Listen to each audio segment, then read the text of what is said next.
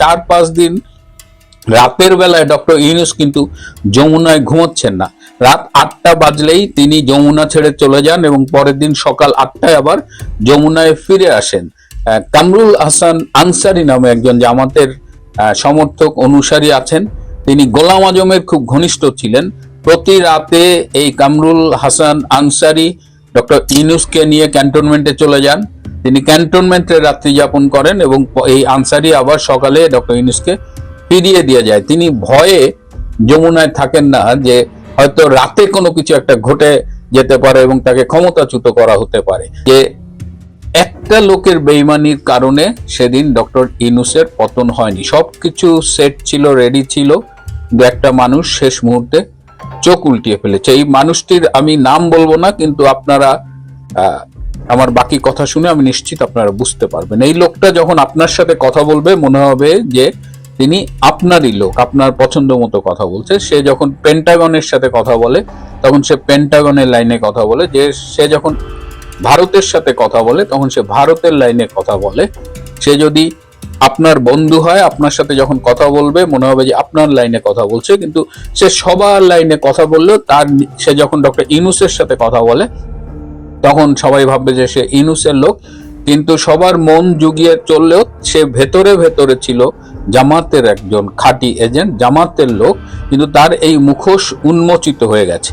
কিন্তু আজকে বাংলাদেশে আপনি যদি আকাশে বাতাসে দেওয়ালে কান পাতেন আপনি শুনতে পারবেন যে ডক্টর ইউনূস কি চলে যাচ্ছে, তার পতন কি আসন্ন কিনা। ইউটিউবে যারা কথা বলেন, যারা রাজনৈতিক বিশ্লেষক রয়েছেন এবং তাদের অধিকাংশের ভাষ্য আপনি গত 2-3 দিন ধরে শুনবেন যে তার পতন নিয়ে একটা আশঙ্কা বাংলাদেশে বিরাজ করছে। এবং মাইলস্টোন স্কুল অ্যান্ড কলেজের উপরে যে বিমানটি দুর্ঘটনায় ধসে পড়লো, সেই ঘটনার পরে আপনারা দেখেছেন যে ডক্টর ইউনূসের অবস্থা আরো নাজুক হয়েছে। এখন একটা হাইপোথিসিস খুব শুনছি যে এই বিমান দুর্ঘটনাটা আসলে একটা পরিকল্পিত নাশকতার একটা অংশ ছিল, এবং সেই নাশকতার যেটা সমস্যা হয়েছে যে এত ক্ষয়ক্ষতি হবে এবং এরকম একটা কনসিকোয়েন্স হবে, এইটা যারা এই বিমান দুর্ঘটনার প্ল্যানটা করেছিলেন তারা ধারণা করতে পারেনি।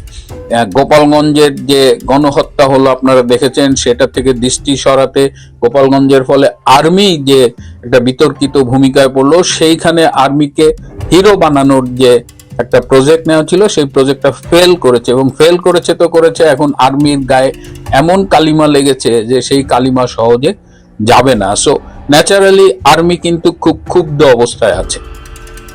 আপনারা জানেন যে আর্মির প্রমোশন বোর্ডের মিটিং চলতেছে, এই পুরা সোমবার থেকে শুরু হয়ে পুরা সপ্তাহটাই মিটিং চললো, এবং গত রবিবার ডক্টর ইউনূস এই প্রমোশন বোর্ডের উদ্বোধন করেছিলেন এবং তিনি উদ্বোধন করতে গিয়ে তার ভাষণে বলেছিলেন সৎ, যোগ্য এবং দক্ষ আর্মি কর্মকর্তাদের প্রমোশনের জন্য বিবেচনা করতে।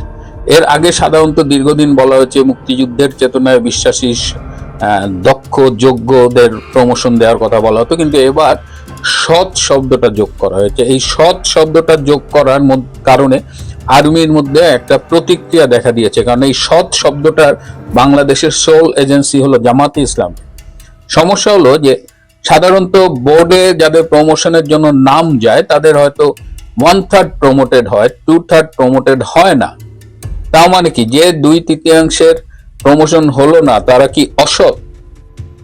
সো এখন যারা প্রমোটেড হবে না, বোর্ডে নাম যাবে, তাদের এই একটা সামাজিক বিড়ম্বনার মধ্যে কিংবা উইদিন দ্য প্রফেশন একটা বিড়ম্বনার মুখোমুখি হতে হবে যে ওই বেটা অসৎ, ওর প্রমোশন হয়নি। তো এটা নিয়ে কিন্তু আর্মির মধ্যে একটা ব্যাপক ক্ষোভ দেখা গেছে, এবং আমি অনেকের সাথে কথা বলেছি, এটা কিন্তু আমার আবিষ্কার নয়, এটা আমি তাদের কাছ থেকেই পেয়েছি যে সেনাবাহিনীকে জামাতিকরণ করার জন্য যে যতগুলোই ছোট ছোট উদ্যোগ নেওয়া হচ্ছে যেগুলোর লং টার্ম ইফেক্ট খুব খারাপ। আমরা প্রমোশন বোর্ডের তালিকার জন্য অপেক্ষা করছি যে কারা প্রমোটেড হলো, তারপরে হয়তো কিছু কমেন্ট করব। কিন্তু যেটা বলছিলাম যে ডক্টর ইউনূস এই যে নিজেও খুব আতঙ্কিত হয়ে গেছে, এবং এই আতঙ্কিত হওয়ার লক্ষণ হলো যে তিনি প্রথমে 4টি রাজনৈতিক দল ডেকেছিলেন, পরে আরো কয়েকটি রাজনৈতিক দল ডেকেছেন, এবং সবার কাছে কিন্তু এই মাইলস্টোনের দুর্ঘটনা নিয়ে কথা না, সবার কাছে তিনি একটাই অ্যাপিল করেছেন যে এই পরিস্থিতিতে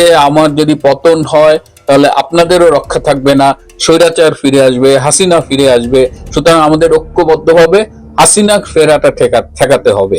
মানে নিজেরা যে দোষ করছে, নিজেরাদের দেশের 12টা বাজাচ্ছে, সেটা নিয়ে তাদের কোনো টেনশন নাই, তার একটাই টেনশন। এবং দেখলাম যে এই বটিকা তিনি সবাইকে গেলাচ্ছেন এবং সবাই তখন হ্যাঁ তাই তো, হাসিনা ঠেকাও, ফ্যাসিস্ট ঠেকাও। নিজেরা দেশটারে যে কোথায় নিয়ে যাচ্ছে, সাধারণ মানুষ যে কোথায় এই মুহূর্তে ইউনূস সরকার সম্পর্কে কি ধারণা রাখছে, কি ভাবছে, সেটা নিয়ে কিন্তু তাদের মাথা ব্যথা নেই। তাদের এখন একটা ভয় ঢুকে গেছে ভিতরে যে হাসিনা আসলে তাদের কি হবে।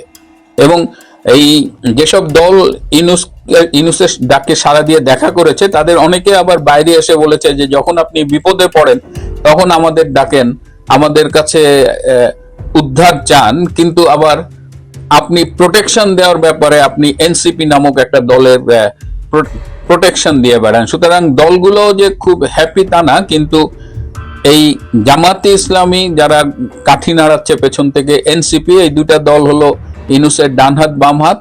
আর বিএনপি বৃহত্তর রাজনৈতিক গেমে অ্যান্টি আওয়ামী লীগের জায়গা থেকে এবং ক্ষমতায় না থাকলেও তারা ছেঁচড়ামি, লুটপাট, দান্দাবাজি, চাঁদাবাজি, খুন খারাপি সবই তারা করছে। তাদের লন্ডনে বসে নেতা ঠিকই বড় অঙ্কের চাঁদাবাজি করছে, সুতরাং তারাও বলা যায় যে এক ধরনের ক্ষমতা উপভোগ করছে। সুতরাং এই অবস্থায় তারাও দেখলাম যে ডক্টর ইউনূসের সাথে এই ডাকলেই ছুটে যাচ্ছে।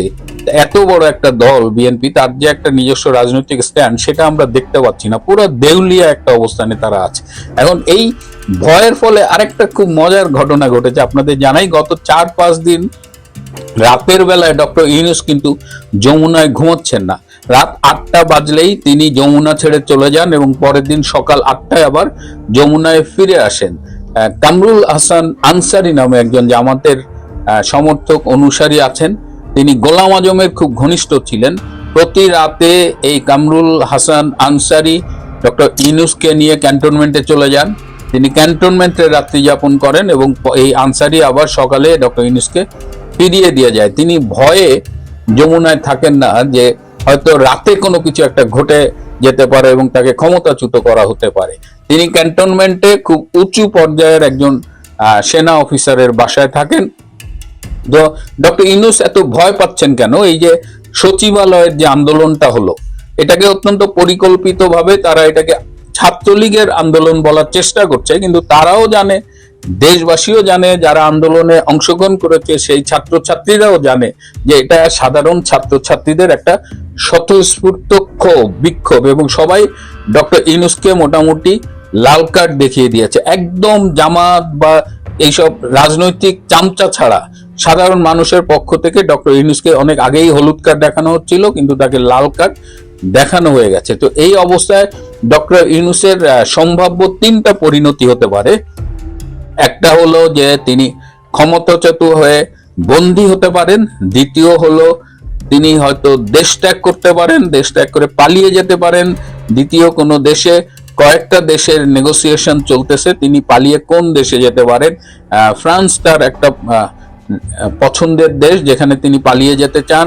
এছাড়া আমি অনেক আগে বলেছিলাম যে ইস্ট তিমুরের মতো কিছু দেশ আছে, যদি বড় দেশগুলো তাকে জায়গা না দেয় তাহলে হয়তো ইস্ট তিমুরের মতো দেশে তিনি পালিয়ে যাবেন। কিন্তু তার এই পালানোর দেশের মধ্যে আবার পাকিস্তান নেই, এটা আমাকে একটু অবাক করেছে।